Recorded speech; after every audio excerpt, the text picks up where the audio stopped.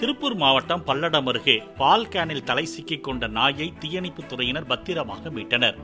பணப்பாளையம் கிராமத்தில் இருந்த நாய் ஒன்று பால் கேனில் தலையை நுழைத்து சிக்கிக் கொண்ட நிலையில் அப்பகுதி மக்கள் நீண்ட நேரம் போராடியும் மீட்க முடியாததால் தீயணைப்புத் துறையினர் வரவழைக்கப்பட்டனர்.